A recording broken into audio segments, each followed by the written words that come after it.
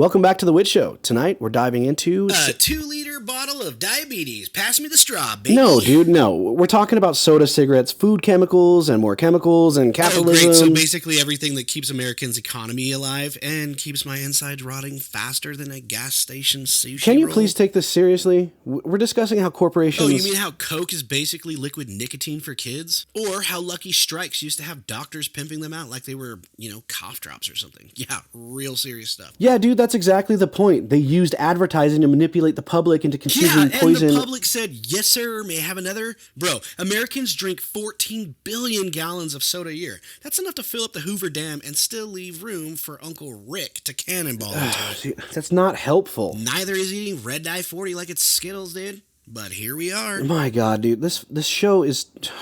It's meant to inform people. It does inform people, dude.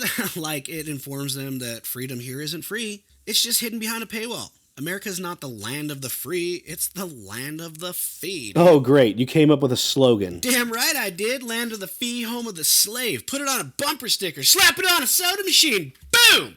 Truth bomb with extra carbonation. Oh, why do I even try? Because deep down, you know I'm right. Look, have we talked about chemtrails yet? Lines in the sky might be spraying us with who knows what. And now we're...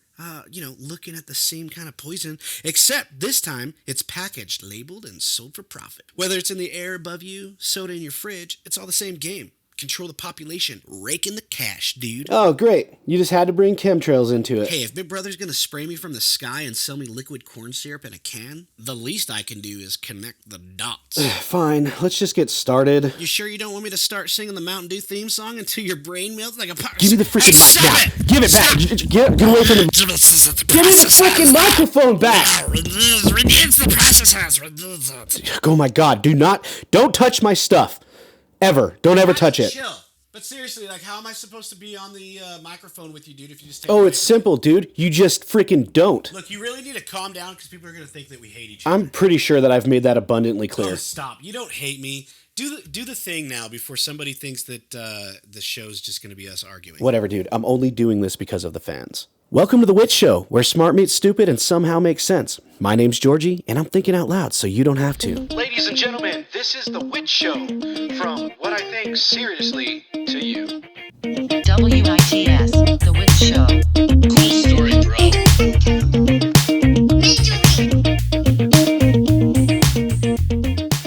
Hey guys, welcome back to another episode of The Witch Show. Thank you for joining me. Today's my birthday. That's weird. It's weird to me. I'm turning 35 today, and I don't really celebrate them, but my wife loves to spoil me. And then, of course, I got my 3 Rugrats who are going to be all over the place eating cake. They're excited for it, so we're all excited for that. So, I don't know. I don't know how this works. Happy birthday to me. Anyway, look up. No, seriously, look up. Those long white streaks across the sky. Have you ever seen them? Do you really think that they're just water vapors, or could they be something else? For decades, people have been arguing about what we now call chemtrails. The official line from NASA, the FAA, and basically every mainstream scientist is simple. Those trails are contrails, short for condensation trails. They form when hot jet exhaust meets with frigid air in the upper atmosphere, causing water vapors to crystallize into ice. These trails usually fade quickly, though under certain humid conditions they can actually linger longer. That's the science, but here's the catch. Many people swear they've seen trails last for hours. They've even seen them expanding into massive blankets that cover the sky. And once you've noticed it, you can't unsee it. That's where the chemtrails theory begins. See, governments have dabbled in water modification before. During the Vietnam War, the US military launched Operation Popeye, where they seeded clouds to extend monsoon season and flood enemy supply routes. But honestly, are you even surprised that the governments were doing this? And the thing is that's not a conspiracy. That's actually declassified facts. So make sure you trust your government while they're out here creating freaking monsoons. God, when does the government stop? When do they stop doing this to us? Vote it all in, bruh. Politician is a freaking politician. Then, of course, there's Project Storm Fury, an effort to weaken hurricanes through cloud seeding. So at least there's that, but let's be honest, is it really for us, or is it for them? Because at this point, I don't know. I don't think that the government's there to care for you. But I'll leave that for you to decide. Go into my comments section and tell me what you think. But now you got Harvard scientists testing a new project called ScopeX, which aims to release particles like calcium carbonate into the stratosphere to reflect sunlight and cool the planet. So if they admit to experimenting with weather control publicly, what's stopping them from running programs that they don't admit to? That's where the suspicion deepens. The health concerns only fuel the fire. Conspiracy theorists claim chemtrails contain aluminum, barium, strontium, metals that can be toxic if inhaled at high doses. Some connect these chemtrails to rising rates of asthma, dementia, and even soil and water contaminants. Mainstream scientists argue that these metals come from natural sources or industrial pollution, but for many people, the timing seems to be very coincidental. Heavy spraying overhead followed by spikes in illness, it's enough to make anyone wonder if there's more going on. Now, let's get into the really juicy conspiracies. Some claim the chemtrails are tied to population control, that the governments are secretly spraying sterilizing agents into the sky to reduce birth rates. I guess this is part of the United States' so-called Agenda 21 or Agenda 2030. Others argue the chemtrails are linked to mind control, where metallic particles interact with 5G networks or directed energy systems to subtly influence thoughts or mood or behavior. I mean, it's not far-fetched. The government has experimented on its own people before, so it's believable that they could be up to something, if it's true. And this certainly doesn't help DARPA. The Pentagon's Advanced Research Arm has admitted to working on brain-computer interface technologies. Then there's the idea of weather warfare, chemtrails being used to engineer droughts, floods, or hurricanes as tools of political or economic manipulation. Some theorists point to mega droughts in the western U.S. or unusual hurricane patterns as evidence of climate manipulation. And of course, there's the theory that solar radiation management, the official cover story, has been happening for decades. Governments and scientists say spraying particles into the sky is a possible future solution to climate change. But conspiracy theorists believe that the tests started long ago, in secret, and what we're seeing today is a byproduct of those hidden experiments. So why do people believe in chemtrails so fiercely? A big part of it is trust, or lack of it. I mean, governments have been caught lying before. MK Ultra is a perfect example. Drugging unwitting citizens, the Tuskegee experiments, leaving black men untreated for syphilis, and mass surveillance programs like NASA's PRISM project. If they were capable of those betrayals, what's a little spraying in the sky? Add to that the human tendencies to search for patterns, and you've got the perfect storm. Those crisscrossed white webs in the sky look deliberate. Combine that imagery with forums and YouTube videos in the late 90s, and suddenly you've got a movement that refuses to believe it's just water vapors. Get out of here. So are chemtrails real, or just a mix of paranoia and jet exhaust? The official story says there's nothing to see, but history proves government experiments behind closed doors. Weather modifications have been on record for over a half a century. Geoengineering is being tested right now in the open. Maybe what we're seeing is perfectly innocent. Maybe it's just the byproduct of aviation-heavy world. Or maybe, just maybe, it's the biggest open-air experiment in human history. Next time you see those white streaks stretching across the sky, ask yourself, are you breathing jet exhaust? Or are you breathing control? Speaking of control, look at the crap they allow in America.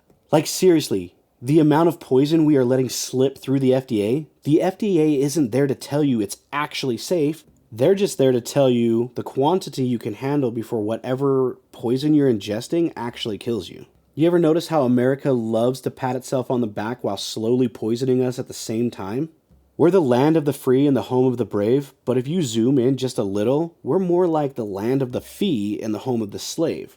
And unless you're sitting on a yacht made of hedge fund money, you're probably paying fees just to exist in this so-called free country. It's like a magic trick. They wave the flag in your face while picking your pockets, and every 4th of July, fireworks light up the sky while corporations quietly cash in on your addictions, your illnesses, and your bills. Freedom here isn't free. It comes with a price tag, a subscription plan, and hidden fees that show up on your credit card statement like surprise jump scares in a horror movie. But hey, don't worry. You can wash down that reality with a nice cold soda. You know, the stuff that we guzzle by the billions of gallons every year while convincing ourselves that somehow, this time, a Mountain Dew Baja Blast counts as hydration. Capitalism sells us poison with a smile, and we cheerfully toast to it. clinking our cups together as we slowly sip ourselves into diabetes. Well, if you don't believe me, here's the stats. These are the ones that literally blew my mind. The average American drinks about 42 gallons of soda a year. That's per person. That's grandma, the newborn, your cousin who only drinks Monster every day. And it all adds up. We're looking at almost 14 billion gallons of soda flowing through America every year. That's not refreshment. That's mass production liquid addiction. Think about it this way. The sugar in a single 20-ounce soda is about 16 teaspoons. Drink one a day and you're basically shoveling 50 pounds of sugar into your body every single year. 50 pounds! That's the size of a small child. And Americans are drinking one annually per year. And it's not even good sugar. It's high fructose corn syrup, the Frankenstein monster of sweeteners, engineered to be cheap, addictive, and absolutely devastating to your health. And the soda industry knows this. They know it better than your doctor does. That's why Coca-Cola spends over $4 billion a year on advertising alone. That's not a budget. That's brainwashing money. That's enough to plaster Coke logos on every billboard, bus stop, YouTube pre-roll, and TikTok influence smile until you can't tell where your thirst ends and their marketing begins. And globally, it's even worse. In Mexico, per capita soda consumption is so high that it's been directly linked to the country's diabetes crisis. In Africa and parts of Asia, Coke and Pepsi have built supply chains that can deliver soda to remote villages. Yet those same places still don't have reliable access to clean water. Imagine that. You can't get a glass of clean drinking water, but you can absolutely crack open an ice cold Pepsi. Great job, humanity. Oh, but it gets better. Let's rewind to the 1920s to the 1950s. You could open a magazine and see an ad of a smiling doctor puffing on a camel, telling you it's good for your throat irritation. Lucky Strikes ran with 20,679 physicians recommend Luckies. They were literally selling cancer as medicine. Doctors were basically brand ambassadors with white coats. Forget your cough syrup, Timmy. Here's a Marlboro Red. It's smooth on the lungs. By the 1940s, cigarette ads were everywhere. Movie stars glamorized them, athletes endorsed them. Shoot, even Santa Claus was depicted with a pack of smokes. The entire culture was engineered to make smoking look not just normal, but healthy. The industry paid scientists, suppressed studies, and lied through their nicotine-stained teeth to keep money flowing. Fast forward to today, cigarettes are still packed with poison. But the recipe has gotten darker. In the early days, it was tobacco and additives. Now, ammonia to spike nicotine absorption, formaldehyde, arsenic, over 7,000 chemicals in a single stick, and at least 70 of those are known carcinogens. They turned a natural leaf into a chemistry set of death. And they did it for one reason and one reason alone: profit. The numbers are staggering. Smoking kills about 480,000 Americans a year. That's more than any car accident, alcohol, guns, illegal drugs, and HIV combined. And yet the industry still rakes in billions because addiction is the perfect business model. Capitalism doesn't care if you live or die, it cares if you buy. And here's the thing about capitalism. It's not just soda, it's not just smokes, it's everything we eat. Our grocery stores look like chemical labs with price tags.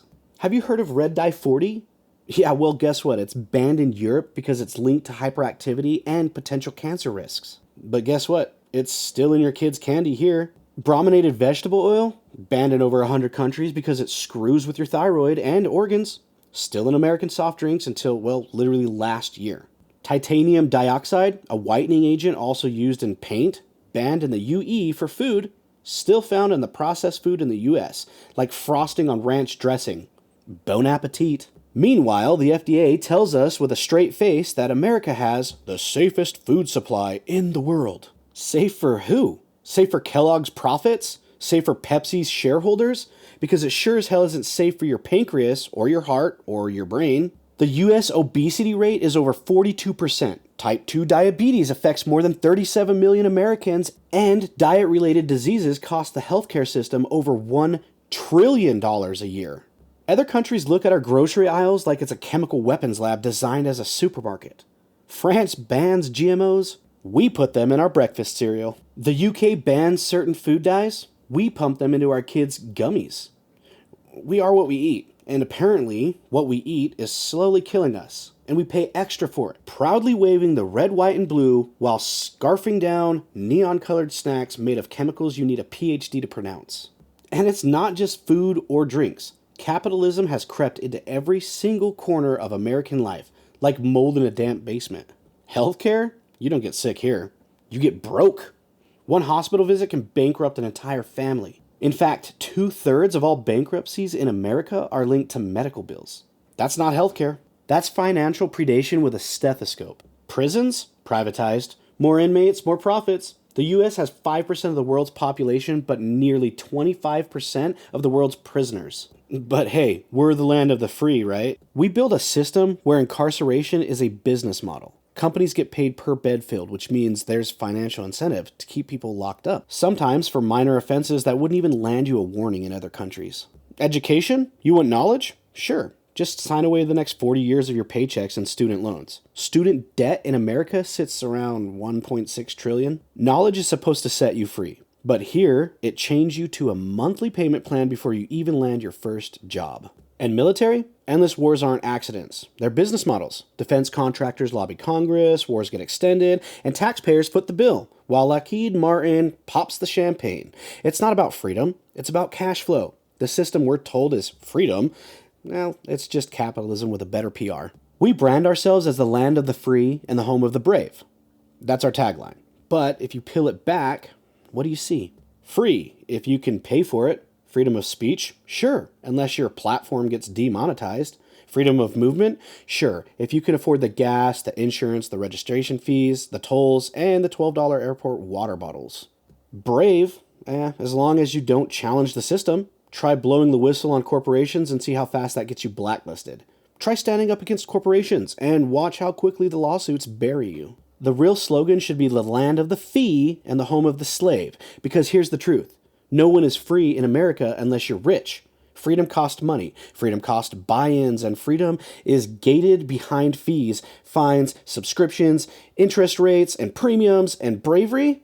Nobody's brave enough to admit it. Nobody wants to shake the system because the system's too big, too profitable, and too locked in.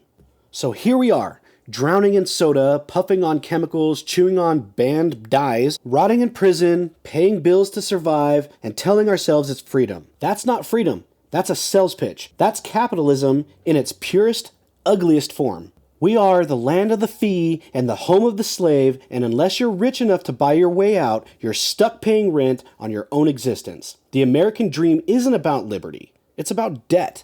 It's about how much poison you can consume, how much interest you can pay, and how much you can be milked before you break. And it doesn't stop at your fridge or your paycheck. Just look up. Those lines across the sky, contrails, they say. The water vapor, they say. Okay, right. But governments have admitted to weather modification programs before. Harvard scientists openly admitting to testing geoengineering now. If they're experimenting on climate for the greater good, why wouldn't they experiment on us? They've done it before. We know that. That's factual. Chemtrails or contrails, it all is depending on what you believe. Become the perfect metaphor for the system. Maybe they're innocent. Maybe they're poison. But either way, you're forced to breathe them in without consequence. Just like you're forced to swallow the chemicals in your food and the debt on your back and the propaganda in your ads. That's the American way. They sell you the illusion of freedom while dosing you with control, whether it's in the sky above you or the soda in your hand or the fine print on your bank statement. But hey, at least you can chase it all down with an ice-cold Coke, because nothing screams freedom like paying for your own poison while also being taxed on it. And nothing says liberty like a can of liquid diabetes with a flag on it while you're sucking back pharma's inhalant solution to making more money. Go ahead, sip it slow, swallow the chemicals, smile for the commercials, puff away for that little bit of stress relief because all the crap that your lovely politicians who care about you so much put us through. That's the American dream. Drink, choke, and die on cue, all while being told you're free, here in the land of the fee and the home of the slave. If you're not mad about it, you should 100% be mad about it. Go do your own research. Don't just take my word for it. I'm just telling you what I think. I mean, after all, that's what I'm here for, to tell you what I think seriously. And, well, of course, with that being said, I'm going to go celebrate my birthday, everybody. So I hope you guys all have an awesome week. And until next time, this is The Witch Show. My name's Georgie, and I'm thinking out loud so you don't have to. Ladies and gentlemen, this is The Witch Show from What I Think Seriously to You. WITS.